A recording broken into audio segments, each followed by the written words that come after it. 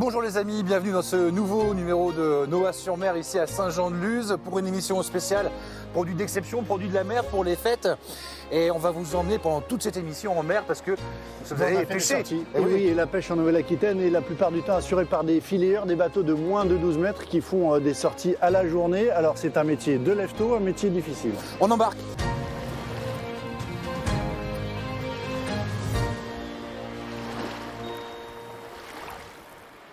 Il est 5h30, l'heure des braves, nous sommes à Saint-Jean-de-Luz, quai de l'Infante, et c'est parti pour une journée en mer car la pêche n'attend pas. Et on va embarquer sur la Chic, ce filayeur. Salut Georges. Bonjour Guillaume. Ça va? Oui. Bon, tu nous présentes ton équipage? Saphir, le matelot. Santé. Ça fait un an qu'on est ensemble.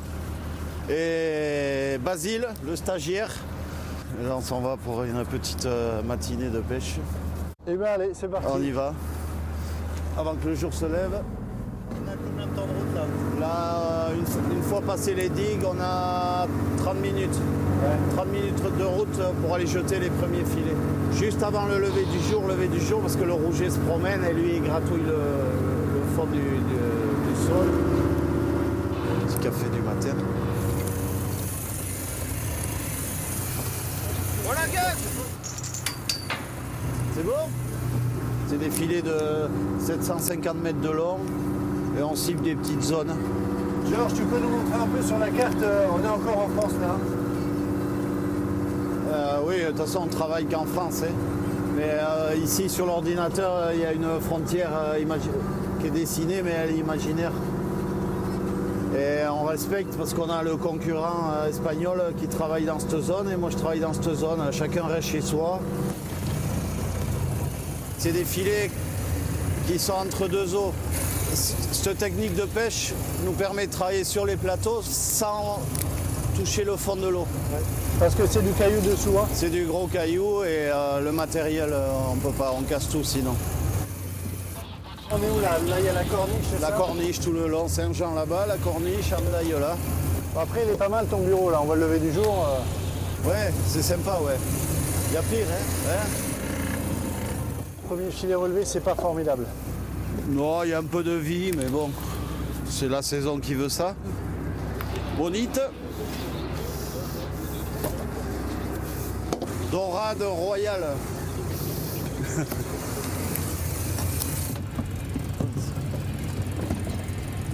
On l'a vu Georges, il y a des lacs qui déferlent pas loin là?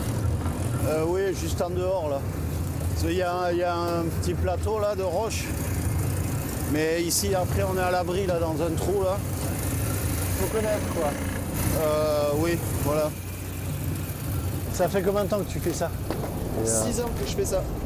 Et là c'est la formule qui te va, sortir la journée? Ouais, pêche à la journée, c'est assez cool. Par le matin de bonne heure, tu rentres l'après-midi en fonction du poisson qu'il y a. Je fais plus la pêche à la semaine, quoi, ça c'est clair. Je ferai plus. Terminé. J'ai fait naufrage sur un bateau en 2016, là. Puis voilà, hein. On a eu un mort, ça a été compliqué pour la tête derrière. Mais bon, j'avais pas envie de développer une crainte de la mer. C'est pour ça que je suis reparti direct. Et si t'as pas la passion qui va avec, tu tiens pas. Le rythme de travail, c'est 7 jours sur 7, on n'a pas de jour de repos. Avec Jojo, on a déjà fait, enfin là, juste il n'y a pas très longtemps, on venait d'enchaîner 59 jours de mer d'affilée, par exemple, tu vois. C'est-à-dire, tu demandes à un terrien de faire 59 jours de travail sans week-end en se levant tous les jours à 3h du mat pour aller travailler. S'il n'appelle pas les syndicats, je peux... T'as essayé la vie à terre, ça l'a pas fait, hein? Non, ça l'a pas fait. C'est pas... Non.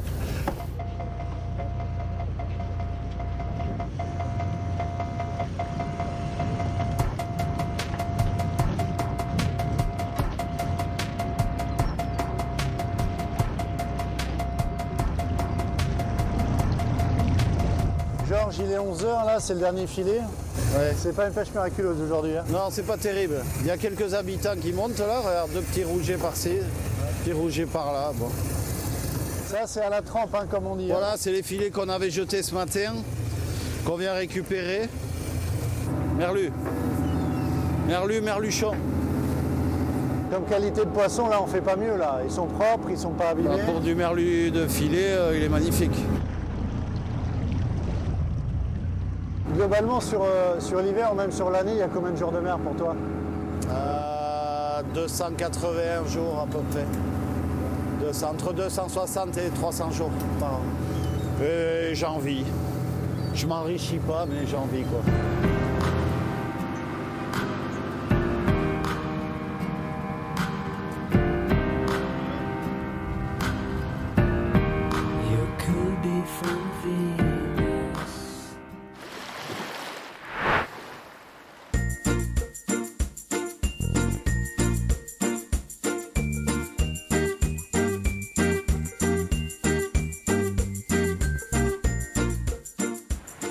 Le marché, les halles municipales.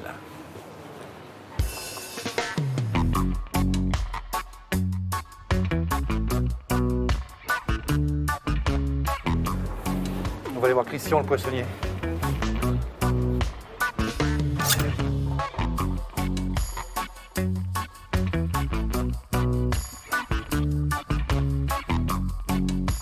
Je crois que c'est là. Bonjour. Bonjour. Il y a du beau matos. Ça arrive de la criée de Saint-Jean là. Ah, direct de ce matin, on pêchait cette nuit. Comment ça se passe là avant les fêtes, les marchés, les gens viennent quand même consommer, c'est dur, c'est compliqué ou pas? C'est un petit peu compliqué parce que les gens ne commandent plus, tout simplement. Ah d'accord. Il leur faut la marchandise sur place. Alors comment ça se passe? Il faut Voilà, s'organiser. Il faut prévoir pour eux, voilà, il faut énormément anticiper. Il faut rentrer pas mal tout ce qui est coquillages, les huîtres, trucs comme ça. Il faut savoir anticiper pour pouvoir avoir le produit, pour pas louper la vente. Il faut rentrer peut-être 500 kg de Saint-Jacques la veille. Les huîtres, 150 paniers d'huîtres, il faut vraiment anticiper tout. Anticiper sans garantie. Sans garantie.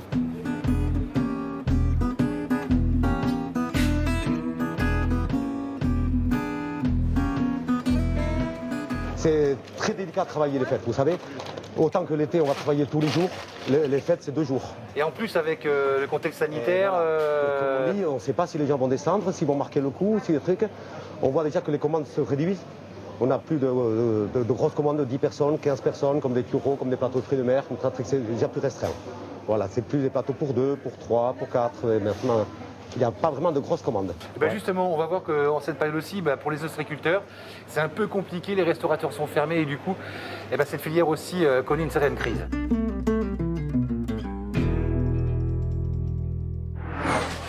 Les huîtres sont là, belles et en nombre. Dans cette entreprise familiale installée à côté de l'île d'Oléron, on en produit depuis 1986, 400 tonnes par an. Le problème, c'est qu'une partie de cette production ne s'écoule plus à cause de la fermeture des restaurants dans tout le pays. La restauration coûte 25% de nos clients. Donc oui, ça commence... Là, à l'époque actuelle, normalement, elles sont 8. Là, pour l'instant, elles sont que 4 à trier. Et on ne sait pas où est-ce qu'on va, quoi. On ne sait pas ce que ça va donner. Les restaurants, a priori, pour les fêtes, ne vont pas rouvrir. Donc ça va nous faire beaucoup de volume en moins, quoi. 4 ouvrières ostréicoles au lieu du double en temps normal.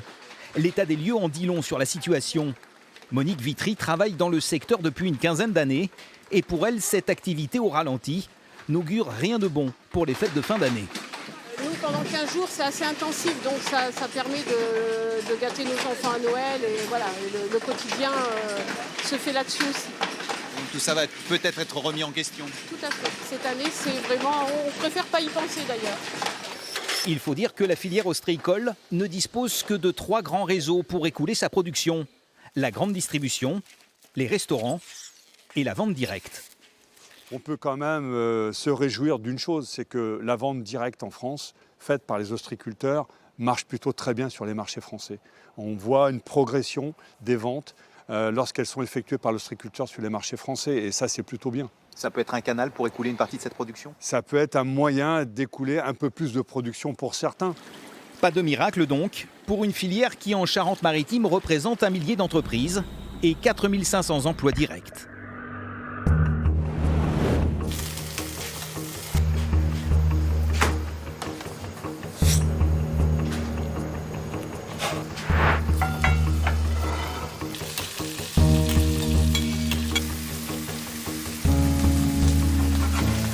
Alors des produits d'exception, hein, on en a partout dans l'Aquitaine. Benjamin, retour à Saint-Jean-de-Luz avec toi, tu es chef ici. Tu vas nous préparer le churro. C'est quoi déjà, première question, le churro? Exactement. Le churro, en fait, c'est la soupe d'ici, du Pays Basque, en fait, qui est fait à partir du poisson pêché du moment. En fait, c'est une soupe de pêcheur. Et là, le poisson du moment, c'est ça. Exactement. On a quoi? Grondin? Con? Alors là, on a de Saint-Jean, on a un merlu, on a un joli grondin, on a un congre, on a de la vive, on a des petites langoustines et on a de l'encorné. Voilà. Donc tout ça, ça peut varier en fonction automatiquement de ce qu'on pêche. Hein. En fait, moi, je fais ma soupe et ensuite, à l'intérieur, j'y ferai pocher mes poissons. Mais voilà, c'est une soupe qui est déjà réduite, qui a énormément de goût. Là, tu en as commencé une hier parce qu'il faut du temps pour faire un bon churro. Oui, enfin, en tout cas, le churro d'ici, il faut 2 jours de préparation, surtout sur des grosses quantités. Donc le churro que j'ai fait hier, en fait, montre-nous, il est en réduction. Ouais. Voilà. Donc voilà, la petite soupe de poisson. Voilà, et ici, c'est celle qu'on dégustera tout à l'heure. Ouais. Voilà. On y va, on prépare les... On prépare les poissons. on prépare les petits poissons.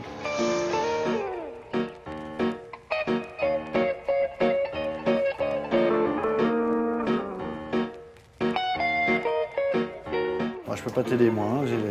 Déjà, je suis pas très bon cuisinier. Ah, c'est une science, hein.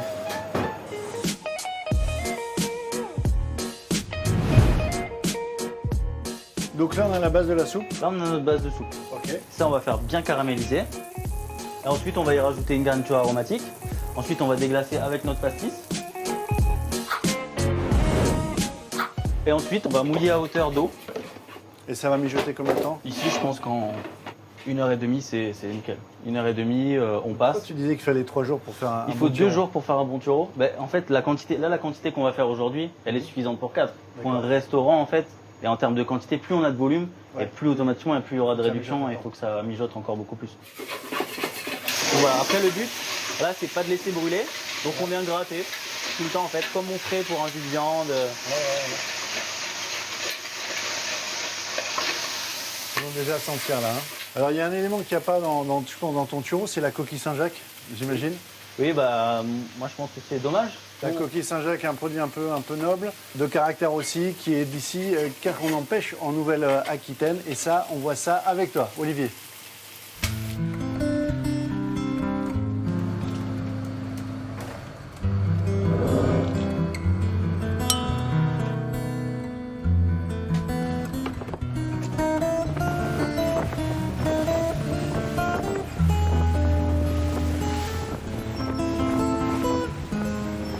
Ouais, Guillaume, bienvenue à bord de l'Univers, un chalutier de l'île d'Oléron.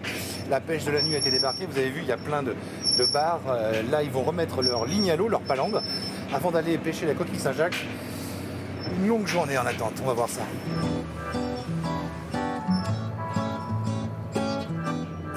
Un petit peu d'un côté, un petit peu de l'autre, pour arriver à faire des journées correctes, quoi. Les coquilles Saint-Jacques, il y en a cette année? Non, pas de grosse quantité. Par contre, elle, en l'occurrence, a un prix plus que correct cette année. On les vend. Le marché se porte bien, quoi.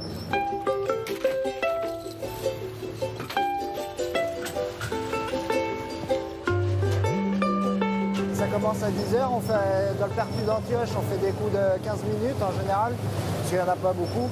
Et puis après on revire et puis on trie, et on recommence à chaque fois jusqu'à 15h. C'est 5 heures de pêche en général.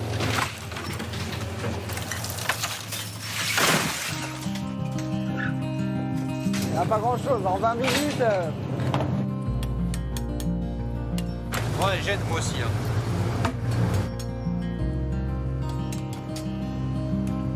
En général, pour ne pas prendre de risques avec Yo, le patron, on attend qu'à se calme, ou sinon il se met bout dedans et après on la vire gentiment, quoi. Pour éviter qu'il y ait un accident à bord, on fait le maximum qu'on peut, même si voilà, ça peut arriver, mais on fait en sorte que non.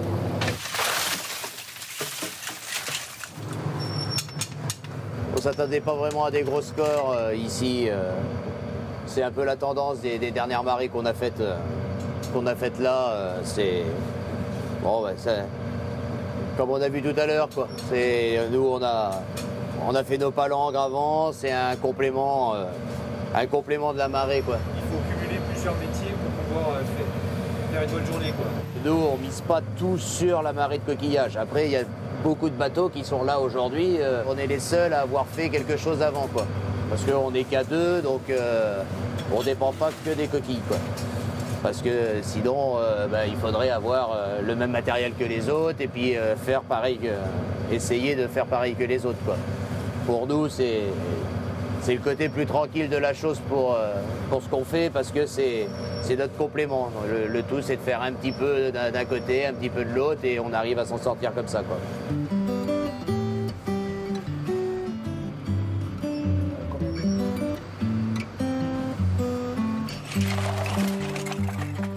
Le marché local, elles sont souvent très attendues, les coquilles de chez nous.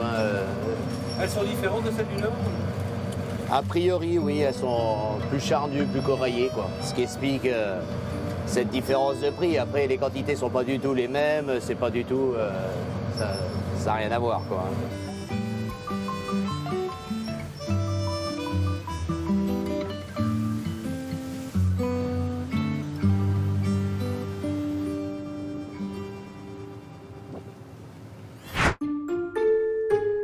Hop, regarde comme c'est beau. C'est magnifique. Non, je sais pas ce que fait Guillaume, mais je commence à avoir faim, moi, un petit peu. Ça arrive, ça arrive. il est là. Regarde ça un petit peu c'est ce bien qu'on fait, t'amène. cette émission, elle est très bien faite. Voilà, le Waouh, tureau c'est de quoi, la là maison, cuisiné par moi. Alors, Fred, tu nous expliques ce que c'est? Alors ça, c'est le tureau. Le tureau, c'est le nom vernaculaire de la soupe de poisson. Et ça, c'est une soupe de poisson non moulinée qui était... Voilà, c'est-à-dire que quand tu dis non mouliné, ça veut dire que les produits sont là. On voit une coquille Saint-Jacques. Alors, il n'y a pas de coquille Saint-Jacques, Olivier. Non, pardon, je parlais de la langoustine. Donc traditionnellement, il n'y a pas vraiment de poisson noble dans le tureau. Ce sont les pêcheurs basques qui faisaient à bord de leur bateau avec les poissons abîmés ou après chez eux avec les invendus qui faisaient cette soupe de poisson. Et moi, je veux manger. Hein. Eh bien, vas-y. Allez. Bon appétit. Merci. On va goûter ça.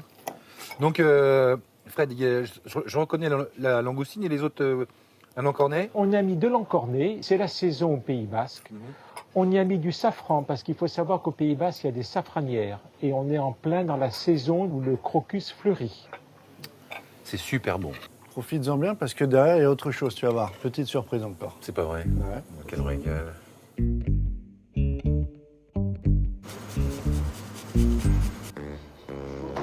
Alors voilà, là ce sera la base de notre dîner du 31 décembre que l'on va proposer à emporter. Turbo sauvage de Saint-Jean-de-Luz, truffe tuber melanosporum, pleurote et purée façon Joël Robuchon. Là, comment tu le vis cette période, enfin vous le vivez parce qu'avec tes associés en cuisine, une période compliquée pour les restaurateurs, on en parle tous les jours. Hein. Il y a eu le premier confinement, déconfinement. Cette saison était excellente sur la côte. Mais là, bim, une saison importante pour les fêtes. Oui. De fin d'année, quand on cuisine des produits de la mer ici. Comment vous voyez la chose tous les trois? Alors nous, on est présents depuis le début du confinement pour la vente à emporter. Donc ça, c'est un peu difficile parce que les barquettes, c'est pas très joli. Et à la fois, il faut avoir des petits prix et à la fois, nous ne voulons pas déroger à nos valeurs et donc ne servir que des produits locaux dont on connaît parfaitement l'origine. Mais économiquement, c'est viable là de faire que de la vente à emporter? Économiquement, quand on fait que de la viande à emporter, on couvre les frais. Voilà, mais on ne gagne pas d'argent avec ça. Et là, c'est dressé à l'assiette, mais tu imagines bien que servir la même chose dans une barquette, ça ne va pas donner le même résultat. Ben oui. Donc on va rechercher vraiment la qualité du goût, puisque en barquette, comme on perd tout l'esthétique, si ce qu'on met dedans n'est pas absolument merveilleux en bouche, alors c'est raté.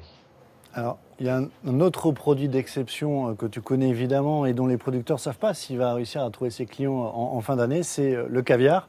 Et Dieu sait qu'on en produit beaucoup en Aquitaine. L'or noir en Aquitaine, c'est une très vieille histoire. Sa physionomie n'a quasiment pas changé depuis l'époque jurassique, voilà 180 millions d'années.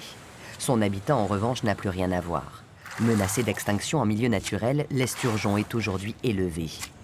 Le premier caviar français d'élevage a vu le jour ici, en Gironde, au moulin de la Cassadotte. Un site particulièrement préservé, alimenté par le ruisseau de la Cano. Pour nous, c'est important que l'eau arrive le plus naturellement possible et sans impact de l'homme. Notre travail, finalement, c'est, malgré que nous soyons dans des élevages, c'est de remettre le poisson dans des conditions qui peuvent les rapprocher le plus possible de son état de nature. Et c'est là qu'on obtiendra le produit le plus vrai finalement. Les esturgeons pêchés ici ont 10 ans. Une décennie pour se développer et produire une seule fois dans leur vie des œufs, le futur caviar dont il est nécessaire de s'assurer la présence. Là, on réalise une échographie, déjà pour voir s'il y a des œufs dans le poisson. Puis derrière, il y a les grammes d'œufs. À partir de 8 ans, il va commencer à faire des œufs et on va pouvoir déjà faire des échographies à partir de cet âge. Donc à partir de ce moment-là, on sait que la machine est enclenchée et que les poissons vont commencer à faire du caviar. Une infinie patience récompensée par ces œufs à maturité. Un véritable or noir délicatement extrait à la main. Des grains sélectionnés ensuite selon leur taille et leurs multiples reflets. Dans le caviar, on a à peu près toutes les couleurs et ça peut être l'arc-en-ciel, si je puis dire. On trouve toutes les nuances de gris, toutes les nuances de noir. La transformation commence. Les précieux œufs sont d'abord séparés. Ils sont pas fragiles si vous voulez, mais il faut faire doucement, faut pas appuyer. Faut les faire rouler, faut faire rouler la gonade sur le tamis, les œufs ils tombent au fur et à mesure dans la bassine. Une fois tamisés, les grains sont écrémés, nettoyés manuellement de toutes leurs impuretés. Rincés, c'est le moment crucial du salage. Plus on est précis et plus on va être homogène, si vous voulez, dans notre qualité à la fin dans la boîte. Donc là, le brassage, voilà, je retourne un peu le caviar pour que le sel s'incorpore dedans. Il y a un peu d'écume qui se forme, donc à partir de ce moment-là, il faut arrêter de mélanger, sinon ça fragilise l'œuf. Et ensuite, je vais le mettre à sécher. Lorsque le caviar est bien prélevé, le produit est stérile. Par contre, tous les temps de travail, la qualité de l'environnement, la qualité de nos manipulations vont en effet vraiment influencer le goût final et le potentiel du caviar à vieillir, hein, puisque l'intérêt aussi d'un caviar, c'est de pouvoir le faire évoluer et de le faire maturer. Un savoir-faire reconnu aujourd'hui par les plus grands cuisiniers. Nombreux comme Stéphane Carade, chef étoilé du bassin d'Arcachon, à choisir le caviar d'Aquitaine. C'est pur, frais. Moi, je cherche le côté noité et fraîcheur, donc je l'ai. Et le grain se tient bien quand même. On a des jolis grains, quoi. Donc, encore une fois, c'est vraiment un très beau produit, quoi. Le caviar d'Aquitaine, une filière d'exception devenue en 30 ans la première zone de production française et une référence, gage d'excellence et de qualité pour ses perles noires.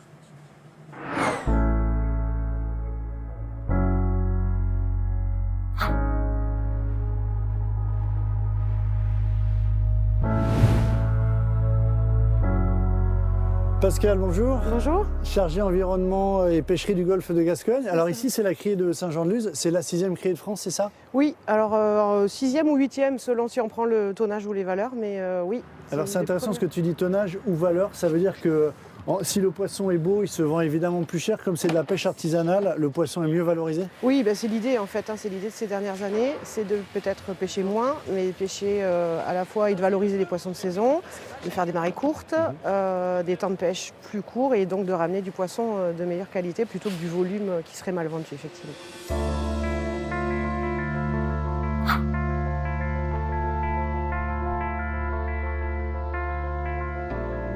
Combien il y a de bateaux ici sur le port de Saint-Jean-de-Luz? Alors sur le port de Saint-Jean, il y en a une petite cinquantaine. Le port de Saint-Jean-de-Luz fait partie du quartier de Bayonne, qui est un quartier maritime qui est à cheval sur le département des Pyrénées-Atlantiques et des Landes. Donc il y a aussi le port de Cap-Breton. Oui.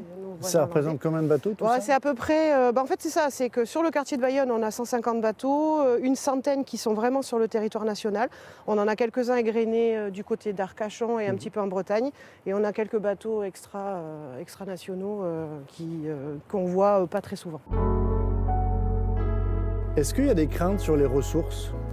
Alors oui, il y a toujours des craintes sur les ressources, c'est très d'actualité. Il faut savoir quand même que la pêche est une activité particulièrement réglementée et contrainte en termes de forme, de taille d'engin, de taille minimale de capture pour chaque espèce. Les pêcheurs sont acteurs aussi de la préservation de la ressource? Oui, la gestion des stocks de poissons et de la ressource de façon générale est composée de plein de choses, donc de plein de réglementations, d'un suivi régulier par les scientifiques. Mais c'est vrai que depuis des années, les pêcheurs contribuent aussi à... De quelle manière ils contribuent? En fait, quand le point de départ, c'est de savoir combien il y a de poissons dans l'eau, pour savoir quelle partie on pourra pêcher Et comment on les compte alors? Comment on les compte? C'est des campagnes océanographiques avec des sondeurs, de l'acoustique. Et il faut savoir que depuis plusieurs années, notamment dans le golfe de Gascogne, on a des bateaux qui contribuent et qui participent à ces campagnes scientifiques. Donc les pêcheurs sont acteurs aussi. Je pense que comme n'importe qui, ils sont conscients qu'on ne scie pas la branche sur laquelle on est assis. Merci beaucoup Pascal. Pas de souci, avec On plaisir. va retrouver Olivier qui est sur la plage.